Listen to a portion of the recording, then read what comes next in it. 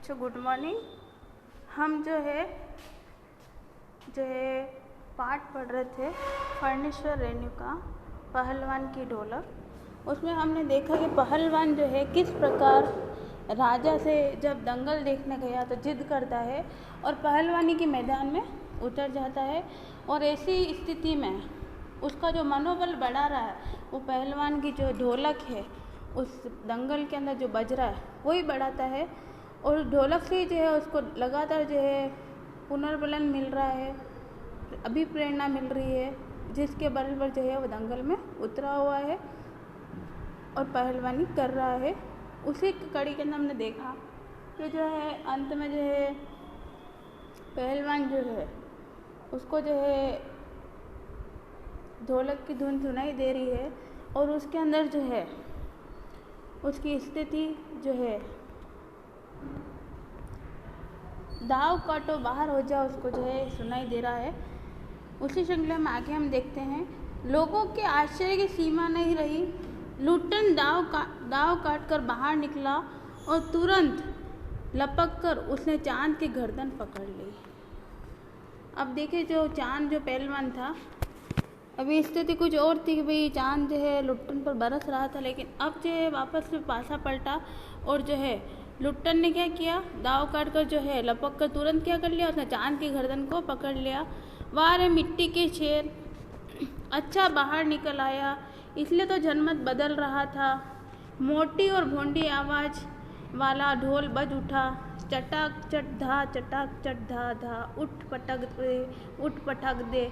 लुट्टन ने चालाकी से दाव और जोर लगाकर चांद को क्या कर दिया, जमीन पर दे मारा। अब देखिए एक तरफ तो जो है कहा जा रहा था कि भाई चांद बहुत ताकतवर है पहलवान, और उसने अपनी ताकतवरी जो है उस लुट्टन को बताई भी, और ऐसे में राजा ने कहा भाई पहलवानी जो है मैदान से बाहर हो जाए, पर उसने जब उससे विनती की है ना, तो विनती करने के दौरान क्या हुआ कि जो है वापस उसको मैदान में लुट्टन को जो है पहलवानी करने का जो है दंगल में मौका मिला, और अब जो है पासा पलटा और चांद को जो है उसने दे मारा।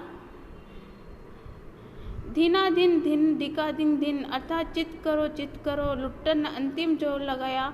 चांद सिंह चारों खाने चित हो गया, और जो है अब लुट्टन ने क्या किया, अपना जोर लगाया, और ऐसे में जो चांद सिंह है वो कैसे हो गया, चारों खाने जो है चित हो गया, यानी कि जो है वो अब जो है जमीन पर गिर गया। दा गिरदा गिड़, वाह बहादुर। ये ढोलक की जो धुन थी उससे क्या मिल रहा है, पुनर्बलन के जो है जब ढोलक धा गिरदा कर रहा था तो लुट्टन को लग रहा कि वाह बहादुर का जो है उसके मन में जो है उसके दिमाग में उसको सुनाई दे रहा था। जनता ये स्थिर नहीं कर सकती कि किसकी जय ध्वनि की जाए, और अब जो जनता भी क्या है अब ये समझ नहीं पा रही किसको जो है जयकारा करे, कि चांद का करे या लुट्टन का करे। अपनी अपनी इच्छा अनुसार किसी ने माँ दुर्गा की, महावीर जी की, कुछ ने राजा श्यामानंद की जय ध्वनि की। अंत में सम्मिलित जय से आकाश गूंज उठा, और अब जो है दोनों का ही नाम नहीं लेके सबने जो है भगवान का नाम लेना शुरू कर दिया। विजयी लुट्टन कूदता फांदता ताल ठोकता सबसे पहले बाजे वाले की ओर दौड़ा और ढोलों को श्रद्धापूर्वक प्रणाम किया, और जो है अब जब लुट्टन क्या है उस पहलवानी में जीत गया तो सबसे पहले वो कहाँ दौड़ता वो गया और बाजे वाले के पास गया और ढोल को जो है श्रद्धापूर्वक प्रणाम किया। क्यों किया, क्योंकि उसका जो मनोबल बढ़ाने वाला व्यक्ति जो अगर उस मैदान में मौजूद था सिर्फ वो ढोल ही था, क्योंकि सब लोग तो दीवाना उस पहलवान के, चांद सिंह के, और उसका कोई जयकारा करने वाला नहीं था। तो ऐसे में जो उसका मनोबल बढ़ा रहा था वो ढोल था। इसलिए जब वो विजय हुआ तो कहाँ जाकर उसने प्रणाम किया, ढोल के पास जाकर प्रणाम किया। फिर दौड़कर उसने राजा साहब को गोद में उठा लिया। राजा साहब के कीमती कपड़े मिट्टी में सन गए। मैनेजर साहब ने आपत्ति की है अरे, किंतु राजा साहब ने स्वयं उसे छाती से लगाकर गदगद होकर कहा, जीते रहो बहादुर, तुमने मिट्टी की लाज रख ली। और अब जो है राजा साहब को जब उसने गले लगाया है ना, तो मैनेजर ने भी आपत्ति जताई कि गंदे हो रहे भाई, पहलवान तो मिट्टी में लड़के आते हैं ना, मिट्टी होती है उनके मैदान के अंदर। तो ऐसे में जो है फिर भी जो है राजा साहब ने उसको गले लगाया और उसको क्या बोला कि जीते रहो बहादुर, तुमने क्या इस मिट्टी की लाज रख ली। पंजाबी पहलवानों की जमात चांद सिंह की आंखें पोंछ रही थी। लुट्टन को राजा साहब ने पुरस्कृत ही नहीं किया, अपने दरबार में सदा के लिए रख लिया। और आगे चलकर क्या हुआ कि जो पंजाबी जमात जो है, जब लुट्टन आया था तब उसको गाली दे रही थी, लेकिन अब वो क्या कर रही है, चांद सिंह की आंखें पोंछ रही थी और लुट्टन को राजा साहब ने कहाँ रख लिया, इनाम भी दिया दंगल में जीतने पर, और जो है अपने दरबार में भी क्या कर लिया, सदा के लिए रख लिया। तब से लुट्टन राज पहलवान हो गया और राजा साहब उसे लुट्टन सिंह कहकर पुकारने लगे। राज पंडितों ने मुंह बिचकाया, हुजूर जाति का सिंह। और अब जो है लुट्टन को जब पहलवानी के लिए राज पहलवान बनाकर राजा ने अपने यहाँ रख लिया तो कुछ लोग जो है गुस्सा भी कर रहे थे। तो ऐसे में जो है राजा के जो पंडित थे उन सब ने जो है मुंह बिचकाया, गुस्सा किया और जो है उसको हुजूर जाति का सिंह ये कर जो है थोड़ा सा नुक्ताचीनी कर जो है अपने यहाँ रख लिया। मैनेजर साहब क्षत्रिय थे, क्लीन शेव्ड, चेहरे को संकुचित करते हुए अपनी शक्ति लगाकर नाक के बल खड़े रहे थे। और अब जो मैनेजर था वो कैसा था, क्षत्रिय जाति का था और वो जो है चेहरे पर थोड़ा संकुचित होने का जो है भाव लेकर क्या कर रहा है, नाक के बल जो है उखाड़ रहा था। चुटकी से अत्याचारी बाल को रगड़ते हुए बोले, हाँ सरकार ये अन्याय है। और अब जो है जब उसने उसको रख लिया, अब देखिए जब राजा साहब ने उसको लुट्टन सिंह को अपने दरबार में रख लिया तो कई लोग उसका विरोध करते हुए जो है विरोध करने लगे। राजा साहब ने मुस्कुराते हुए सिर्फ इतना ही कहा, उसने क्षत्रिय का काम किया है। उसी दिन से लुट्टन सिंह पहलवान की कीर्ति दूर दूर तक फैल गई है। और जो है अब वो जो मैनेजर साहब थे उनको थोड़ा बुरा लग रहा था कि भाई कैसे दरबार में रख लिया और राज सिंह जो है पहलवान के नाम से संबोधित कर दिया, तो अच्छा नहीं लग रहा था। तो ऐसे में जो है राजा साहब ने क्या जवाब दिया, हंस करके जो है उसने किसका काम किया, क्षत्रिय का काम किया है। उसी दिन से लुट्टन सिंह पहलवान की कीर्ति दूर दूर तक फैल गई। पौष्टिक भोजन और व्यायाम तथा राजा साहब की सिने दृष्टि से उसकी प्रसिद्धि में चार चांद लगा दी गई। और अब जो है पहलवान जो लुट्टन सिंह है उसके तो जो है वाहवाही हो गई, क्योंकि जो है उसको किसने रख लिया, राजा साहब ने रख लिया। उसकी कीर्ति भी दूर दूर तक फैल गई, उसको पौष्टिक भोजन मिलने लगा, रोज वो व्यायाम करने लगा और आगे चल के जो है उसको राजा साहब की सिने दृष्टि भी मिलती रही। कुछ वर्षों में ही उसने एक एक कर सभी नामी पहलवानों को मिट्टी सूंघा कर आसमान दिखाया। और जो है आगे चलकर क्या हुआ कि उसने लगातार पहलवानी करता रहा, दंगल में भाग लेता रहा और कई सारे पहलवानों को जो हराया। काला खां के संबंध में यह बात मशहूर थी कि वह जो ही लंगोट लगाकर आ ली कहकर अपने प्रतिद्वंदी पर टूटता, प्रतिद्वंदी पहलवान को लकवा मार जाता है। लुट्टन ने उसको भी पटक कर लोगों का भ्रम दूर कर दिया। और अब जो है भाई बहुत प्रसिद्ध पहलवान भी था काला खां, उसको भी जो है जिससे लोग सिर्फ उसके आ ली कहने से ही डर जाते थे, उसको भी जो है उसने क्या कर दिया, लुटा दिया, यानी कि जो है उसको भी पटक कर उसने जो है हरा दिया और लोगों का इससे भी भ्रम टूट गया। उसके बाद से वह राज दरबार का दर्शनीय जीव ही रहा। चिड़िया खाने में पिंजड़े और जंजीरों को झकझोर कर बाघ दहाड़ता, हा ऊ सुनने वाले कहते राजा का बाघ बोला।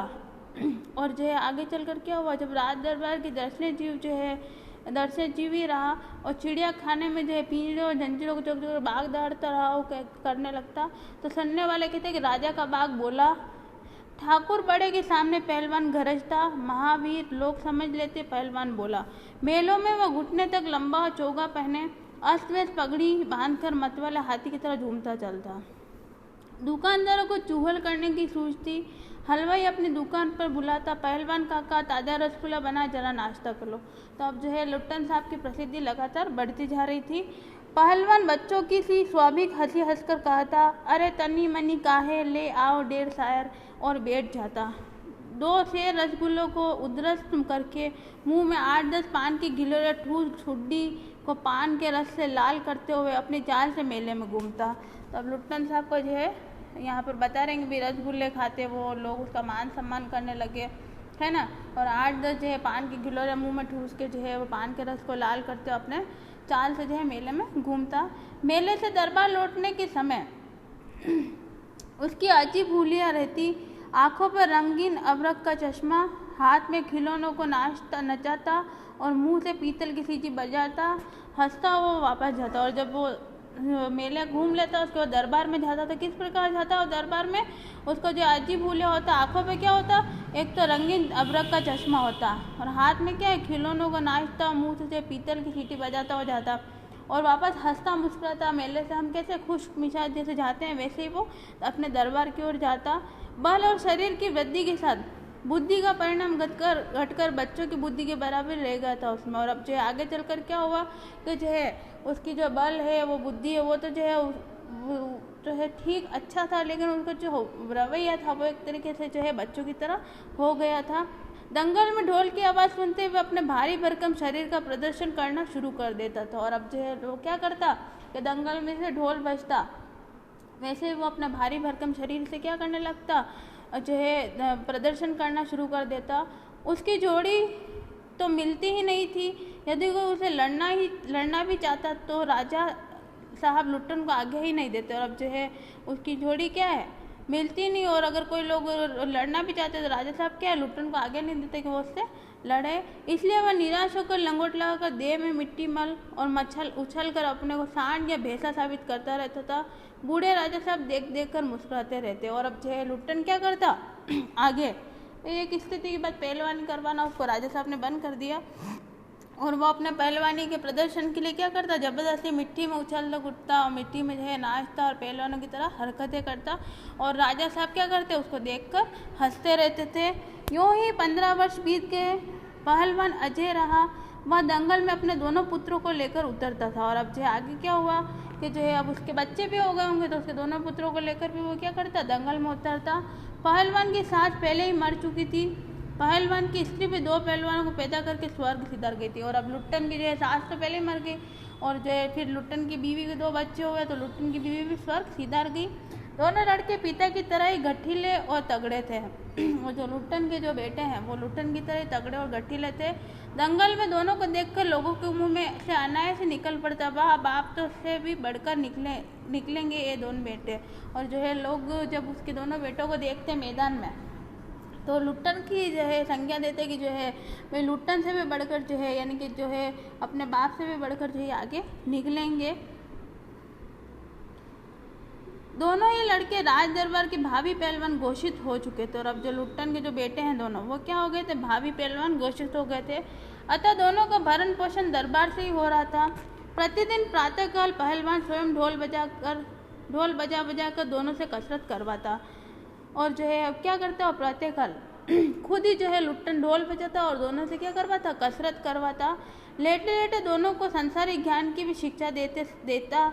समझे ढोलक की आवाज़ में पूरा ध्यान देना। और क्या कहता वो लेटे लेटे अपने बेटों को कि जो है संसार की बातों का ज्ञान भी करवाता और साथ में ही कहता कि ढोलक की धुन पर ही क्या करना, ध्यान देना। क्योंकि ढोलक की धुन से ही जो है उसने लुट्टन ने भी किया था, अपना जो है मनोबल बढ़ाया था, आत्मविश्वास बढ़ाया था और शायद वो इस मुकाम तक पहुंचा था। तो अपने बेटों को भी वो वही सलाह देता था। मेरा गुरु कोई पहलवान नहीं, यही ढोल है, समझे। ढोल की आवाज़ के प्रताप से ही मैं पहलवान हुआ। और वो क्या कहने लगा अपने बेटों को कि हाँ मेरा ध्यान जो है, मेरा जो कोई गुरु है वो कोई नहीं था। वो कौन था, पहलवान नहीं था, कोई पहलवान नहीं था, बल्कि ये ढोल था। और ढोल की आवाज़ से ही मैंने जो है प्रताप प्राप्त किया और इसी से मैं पहलवान हुआ। दंगल में उतरकर सबसे पहले ढोलों को प्रणाम करना, समझे। ऐसी ही बहुत सी बातें वह कहा करता। और जो अपने बेटों को क्या कहता है, जब दंगल में उतरो तो दंगल में उतरकर सबसे पहले क्या करना प्रणाम करना। और प्रणाम करके जो है ऐसी सब बातें जो है वो अपने बेटों को सिखाता। फिर मालिक को कैसे खुश रखा जाता है, कब कैसा व्यवहार करना चाहिए आदि की शिक्षा वह नित्य दिया करता। और आगे चलकर जो अपने बेटों को क्या शिक्षा देता कि भाई मालिक को भी कैसे खुश रखना है, मालिक के साथ व्यवहार कैसा करना है ना। तो इस प्रकार जो है अपने बेटों की ट्रेनिंग वो खुद करता रहता था। किंतु उसकी शिक्षा दीक्षा सब किए कराए पर एक दिन पानी फिर गया। वृद्ध राजा स्वर्ग सिधार गए। अब क्या हुआ आगे चलकर कि भाई राजा साहब जो है अभी तक उनके संरक्षण में वो दोनों बेटे और वो खुद भी रहा करता था। तो एक दिन जो है राजा साहब क्या होगा, स्वर्ग सिधार गए, यानी कि राजा साहब की मृत्यु हो गई। नए राजकुमार ने विलास से आते ही राज्य को अपने हाथ में ले लिया। राजा साहब मर गए, तब उनकी जगह पर नए राजकुमार आ गए। और जो है वो कहाँ से आए थे, विदेश से आए थे, विलायत यानी विदेश से आए थे। और उन्होंने जो है राजकाज अपने हाथ में ले लिया। राजा साहब के समय शिथिलता आ गई थी, राजकुमार के आते ही दूर हो गई। बहुत से परिवर्तन हुए। उन्हीं परिवर्तनों की चपेट घात में बड़ा पहलवान भी दंगल का स्थान घोड़े की रेस ने लिया। और अब जो है आगे चलकर क्या हुआ कि जो है अब तक तो दंगल हुआ करता था, लेकिन अब जो है आगे चलकर परिवर्तन हुआ और वो दंगल तो ख़त्म हो गई और दंगल का हिस्सा किसने ले लिया, घोड़ों की रेस ने ले लिया। पहलवान तथा दोनों भावी पहलवानों का दैनिक भोजन वे सुनते ही राजकुमार ने कहा टेरिबुल, नए मैनेजर साहब ने कहा हॉरिबुल। और अब जो है राजकुमार ने जो है उनका देखा कि भाई ये नया राजकुमार कि इनको खाना भी खिलाना पड़ेगा और इनका रहन सहन भी उठाना पड़ेगा, तो जो है उसने क्या कर लिया, थोड़ा सा परिवर्तन किया और अपने मैनेजर को बुला के कहा हॉरिबुल। पहलवान को साफ जवाब मिल गया, राज दरबार में उसकी आवश्यकता नहीं, उसको गिड़गिड़ाने का मौका भी नहीं दिया गया और पहलवान को अब मतलब क्या मिल गया, ऑर्डर, अब तुम्हारी यहाँ पे कोई ज़रूरत नहीं, अब जाओ यहाँ से। और न ही उसको ऐसा मौका दिया कि वो विनती करे, विनम्रता पेश करे और जो है अब उसको वहाँ से निकालने का ऑर्डर दे दिया गया। उसी दिन वह ढोलक कंधे से लटका कर अपने दोनों पुत्रों के साथ अपने गांव में लौट आया और वहीं रहने लगा। अब जो है गांव से वो महल गया और महल से जब उसको कह दिया कि अब ज़रूरत नहीं है, तब वो फिर से अपना गांव आ गया और वहीं से अपने दोनों पुत्रों के साथ में क्या है, कंधे पर ढोल लटका कर गाँव की ओर वो आया। गाँव के एक छोर पर गाँव वालों ने एक झोपड़ी बांध दी, वहीं रहकर वो गांव के नौजवानों और चारवाओं को कुश्ती सिखाने लगा। और आगे चलकर क्या हुआ, उसने गांव के जो एक कोने पर जो है एक छोर पर एक झोपड़ी बना ली और वहीं पर रहकर वो क्या करने लगा, गांव के नौजवानों और चारवाओं को कुश्ती सिखाने लगा। खाने पीने का खर्च गांव वालों की ओर बंधा हुआ था और अब जो है खाने पीने का जितना भी खर्चा था उन पहलवानों को गांव वाले उसको देते थे। सुबह शाम वो स्वयं ढोलक बजाकर अपने शिष्यों और पुत्रों को जो है दाव पेच वगैरह सिखाया करता था और आगे चलकर वो क्या करता, अपने जो भी शिष्य थे और जो है उसके जो पुत्र थे उन सबको वो दंगल जो है पहलवानी के दाव पेच सिखाया करता था।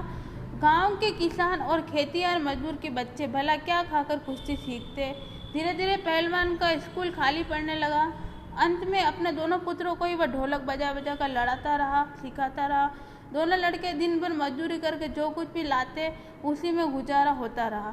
और आगे चलकर क्या हो गई, जो है उसका स्कूल जो था पहलवानी का जिसमें वो गांव के बच्चों को सिखा रहा था, पर गांव के बच्चे भी भाई गरीब ही होंगे तो वो क्या खाते, अच्छा खाना उनको मिलता नहीं, तो ऐसे में जो है शरीर बनाना जो है मुश्किल है, क्योंकि पहलवानी का जो है उसको खाने पीने को भी अच्छा चाहिए, उसको व्यायाम का समय भी चाहिए और उसको जो है तंदुरुस्ती और गठीला शरीर चाहिए। तो ऐसे में जो है गांव के बच्चे जो है उसके साथ में जो है नई पहलवानी का गुण सीख पाए और जो है धीरे धीरे जो पहलवानी के जो शिष्य थे कम होते गए। ऐसे में जो है उसके दोनों बेटे क्या करते, दिन भर मजदूरी करते और जो कुछ भी कमा के लाते उसी से जो उनका गुजारा चलता। आकाशमत गांव पर क्या हुआ, वज्रपात हुआ। पहले अनावृष्टि, फिर अन्न की कमी, तब मलेरिया और हैजे ने मिलकर गांव को भुनना शुरू कर दिया। अब देखिए शुरुआत में हमने देखा कि गांव में जो है रुंदन और क्रंदन से था, लोग रो रहे थे और ऐसे में जो है पहलवान की ढोलक ही थी जो है उनको मनोबल बढ़ा रही थी।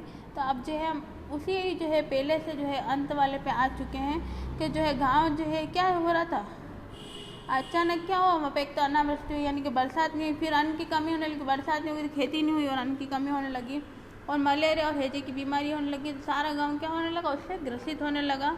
गांव प्राय सूना हो चला था, घर के घर खाली पड़ गए, रोज 2-3 लाशें उठने लगी, लोगों में खलबली मची हुई थी। दिन में तो कलरव, हाहाकार तथा हृदय विदारक रुदन के बावजूद भी लोगों के चेहरे पर कुछ प्रभा दृष्टिगोचर होती थी। और अब जो है लोग दिन और रात सबके घरों में कोई ना कोई मरता रहा, लोग रोते रहे और इधर उधर सब जगह खलबली मचती रही। दिन भर लोग रोते, कलरव मचता, इधर उधर किसी के मरने की खबरें आती रहती और उसके बावजूद भी जो है लोगों के जो है चेहरे पर क्या होती, थोड़ी सी प्रभा दिखती, जो है जैसे कि हम देखें कोई दिलासा देने वाला है।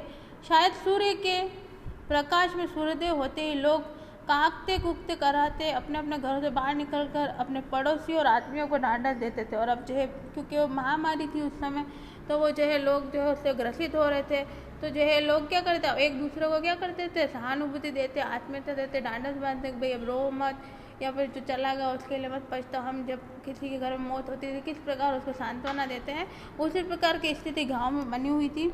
अरे क्या करोगी रोका दुल्हन, जो गया सो तो गया, चला गया, वह तुम्हारा नहीं था, वह जो है उसको तो देखो। और अब जो है पहलवान क्या कहने लगा कि भाई अगर किसी के घर में अगर उसका पति मर गया तो वो कहने लगा कि भाई जो दुल्हन क्या करोगी रो के, जो गया वो तो चला गया और जो तुम्हारा नहीं था वह जो है उसको तो देखो।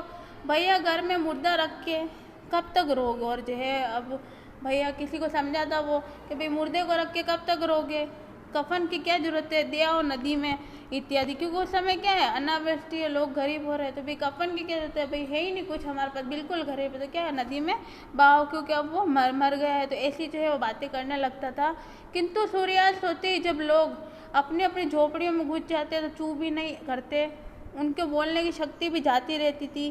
पास में दम तोड़ते हुए पुत्रों को अंतिम बार बेटा कहकर पुकारने की हिम्मत माताओं की नहीं होती थी। और अब जो है कई जगह पर कैसी होती स्थिति क्या होती कि शाम होते होते जब क्या करते लोग सब अपने अपनी झोपड़ियों में चले जाते और चू भी नहीं करते, बिल्कुल सन्नाटा हो जाता था और किसी की भी जो है बोलने की शक्ति नहीं रहती थी। और पास में क्या होता दम तोड़ते हो पुत्रों को क्या कहता कोई ऐसी माँ भी नहीं होती कि भाई वो कर दम तोड़े तो अपने बेटे को पुकार सके और उससे जो है उससे कोई दो लास्ट की अंतिम बातें कर सके। तो सारी स्थिति क्या हो रही थी, मरते हुए लोगों की स्थिति थी, तो लोग किसी से बातचीत नहीं कर पा रहे थे। वर्तमान में भी हम देख रहे हैं कोरोना महामारी चल रही है, तो उसमें कैसी स्थिति बनी हुई है आपने देखी थी सबने। तो अभी भी स्थिति जो है ठीक है और हम कामना भी करते हैं कि ठीक हो। तो ऐसी स्थिति जो है वहाँ की हम देखें कि जो है कैसी हृदय विदारक जो है स्थिति रही होगी। जिस दिन पहलवान के दोनों बेटे क्रूर काल की चपेटघात में पड़े, असहाय वेदना से छटपटाते हुए दोनों ने कहा था बाबा उठा पटक दो वाला ताल बजाओ। और अब जो है अंत में जो है पहलवान के बेटे भी क्या होगा उस महामारी की चपेट में आ गए और जो है असहनीय वेदना से जो है वो भी घबरा रहे थे, छटपटा रहे थे दोनों बैठने। और उसी समय वो अपने पिताजी यानी कि पहलवान को कहते हैं लुट्टन सिंह को कि पापा क्या करो बाबा वो उठ पटाक वाले ताल बजाओ, यानी कि जो ढोल को बजाओ, चटाक चट धा। सारी रात ढोल पीटता रहा पहलवान, बीच बीच में पहलवानों की भाषा में उत्साहित भी करता रहा मारो बहादुर। और जो है बेटों ने जब कहा तो वो ढोल बजाने लगा और जो असहाय वेदना से वो छटपटाता रहा और फिर बीच बीच में वो पहलवानों की भाषा से जो है उनको उत्साहित भी करता रहा मारो बहादुर। प्रातःकाल उसने देखा उसके दोनों बच्चे जमीन पर निष्पद पड़े हैं, दोनों पेट के बल पड़े हुए थे। एक ने दांत थोड़ी मिट्टी खोल ली थी, एक लंबी सांस लेकर पहलवान ने मुस्कुराने की चेष्टा की, दोनों बहादुर गिर पड़े। और अब जो है कैसी स्थिति हो गई, यानी कि दोनों बेटे उसके जो है स्वर्ग को सिधार गए थे, मर चुके थे। देखिए आप किस प्रकार की स्थिति है उस समय गांव की कि एक पहलवान को अपने बेटों को समय से पूर्व ही जो है खोना पड़ा उस महामारी के कारण। और जब रात भर उसके बेटों ने जब कहा तो वो ढोल बजाता रहा, दंगल का जो है उनको एहसास दिलाता रहा। लेकिन जब सुबह जब उसने देखा तो क्या था, दोनों बेटे ज़मीन पर पड़े थे। उसने क्या बोला कि पहलवान जो है अपनी पहलवानी को ख़त्म कर चुके हैं और जो है उनके किसी के मुंह में जो है मिट्टी घुसी हुई है। और जो है लंबी सांस लेकर जो है उसने क्या की, जो है थोड़ी मुस्कुराने की चेष्टा की। उस दिन पहलवान ने राजा श्यामानंद की दी हुई रेशमी जंगिया पहन ली, सारे शरीर में मिट्टी मलकर थोड़ी कसरत की, फिर दोनों पुत्रों को कंधे पर लाद कर नदी में बहाया। और अब देखिए दोनों पुत्र उसके क्या है मृत्युशैया को प्राप्त हो गए थे।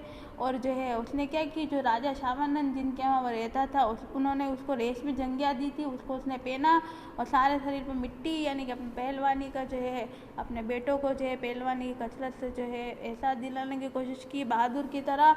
और जो है कंधों पर उन दोनों को लाद कर वो क्या करने गया, नदी में बहाया। लोगों ने सुना तो दंग रह गए, कितनों की हिम्मत टूट गई। और अब जब लोगों ने ये सुना कि भाई पहलवान के दोनों पुत्र जो है मृत हो गए, मर गए, तो लोगों की भी क्या हिम्मत टूट गई। क्योंकि बूढ़ा व्यक्ति वो तो जीवित है, लेकिन उसके जो जवान जो दो पिलर्स थे है ना, दो जो स्तंभ है जो उसके बुढ़ापे की लाठी के रूप में समझे जाए, वो आज दुनिया में नहीं थे। तो लोगों का भी मनोबल टूटने लगा। ऐसे में भी देखिए उस पहलवान ने बहुत हिम्मत के साथ एक जज्बे के साथ जो है अपने बेटों को नदी में वो बहाने गया उस पहलवानी के रंग में रंग कर। किंतु रात में फिर पहलवान की ढोलक की आवाज़ प्रतिदिन की भांति सुनाई पड़ी, लोगों की हिम्मत दुगनी बढ़ गई। संतप्त पिता माताओं ने कहा दोनों पहलवान बेटे मर गए, पर पहलवान की हिम्मत तो देखो, डेथ हाथ का कलेजा है। और अब जो लोग क्या कहने लगे, दोनों बेटे मर गए है ना, उसके बाद भी जो है पहलवान की हमें हिम्मत देखनी चाहिए, 1.5 हाथ का जो है इसका कलेजा, ऐसा लोग कहने लगे। 4-5 दिनों के बाद एक रात की ढोल की आवाज़ सुनाई नहीं पड़ी, ढोलक नहीं बोली। पहलवान के कुछ दिलेर किंतु रुग्ण शिष्यों ने प्रातःकाल जाकर देखा, पहलवान की लाश चित पड़ी थी। और अब जो देखिए क्या स्थिति थी कि जब एक दिन लगातार 4-5 दिन तक जो है ढोलक की आवाज़ सुनाई नहीं दी। तो लोगों ने जाके देखने की कोशिश नहीं की, लेकिन कुछ उसके शिष्य थे, जब उन्होंने जाके देखा तो देखा कि जो है पहलवान का शरीर क्या है, लाश जो है ज़मीन पर पड़ी हुई है। आज से पूछते हुए एक ने कहा, गुरुजी कहा करते थे कि जब मैं मर जाऊँ तो चिता पर मुझे चित नहीं, पेट के बल सुलाना।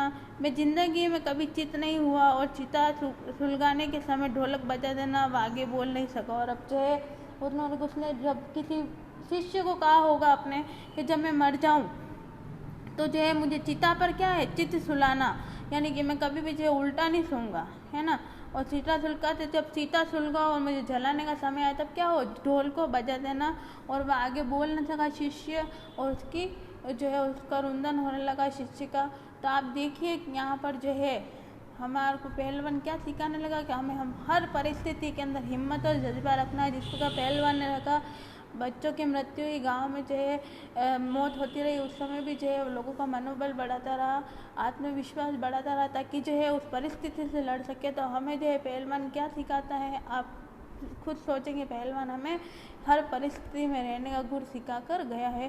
काफ़ी अच्छा पाठ था, है रोचक पाठ था, हमें बहुत कुछ सीखने को मिलता है, क्योंकि कहीं ना कहीं बहुत सारी परिस्थितियाँ हमारे जीवन में भी आती है, तो हमें हर परिस्थिति से लड़ना आना चाहिए।